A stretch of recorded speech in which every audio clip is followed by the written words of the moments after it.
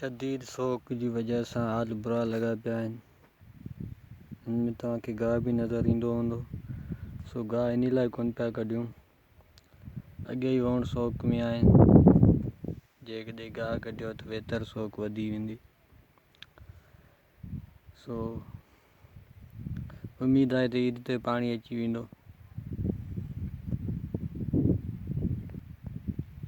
मज़े वारी ॻाल्हि इहा आहे त वैरायटी जी मूंखे बि ख़बर कोन्हे वैरायटी कहिड़ी आहे। सो पाणी जो वारो हलियो पियो, लॉकडाउन हो, उन जे करे मार्केट में जेके बि ककिड़ा मिलिया बसि वठी अची पोखे छॾिया।